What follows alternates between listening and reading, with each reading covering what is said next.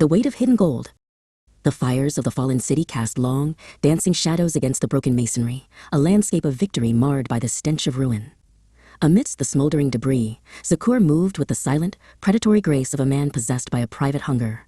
He did not see the ash or the end of a long campaign. He saw only the forbidden. A garment of Babylonian weave, woven with threads of deep crimson and midnight blue, lay tangled in the dust, shimmering with a luster that felt like a pulse. Beside it, bars of gold lay cold and heavy, promising a future that the laws of his people forbade. He gathered the treasures to his breast, the metallic weight a leaden anchor against his ribs, and felt the first cold touch of a secret that would soon consume him. The dust of the retreat at the hills of the secondary city had not yet settled when the silence of defeat fell over the camp. Eliam, the commander whose very name was synonymous with triumph, now found himself undone by a failure he could not fathom. The air was thick with the collective grief of a nation that had forgotten how to lose. He fell upon the parched earth before the gilded chest of the Covenant, his fine linen tunics torn as an outward sign of an inner shattering.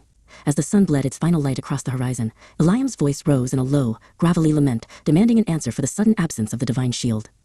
The silence that followed was not one of peace, but a heavy looming indictment. There was a rot within the ranks.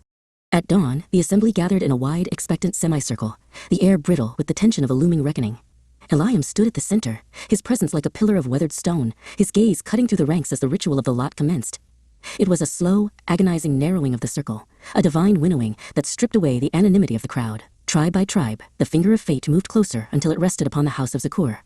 The accused stood frozen, the desert wind tugging at his cloak as the eyes of thousands settled upon him. The silence was absolute, a vacuum into which the weight of his hidden deeds began to collapse. "Speak the truth of your heart," Eliam commanded, his voice a low thrum of sorrow and iron. Zakur's knees buckled, the strength leaving his limbs as he collapsed into the shifting sands. The secret he had interred beneath the floor of his tent could no longer endure the light of day.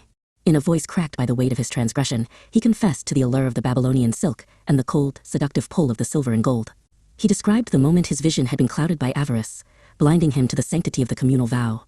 As he spoke, men returned from his quarters, bearing the soiled, shimmering evidence of his betrayal, laying the stolen wealth at the feet of the commander. The final procession wound its way toward a desolate ravine, a place of jagged rocks and unyielding silence. Here, the community gathered to purge the shadow that had stalled their destiny. Eliam watched with a heavy heart, as the price of a single man's greed was exacted to restore the whole. As the twilight deepened into a bruised purple, a massive cairn was raised, a rugged monument of unhewn stone that served as a permanent scar upon the landscape.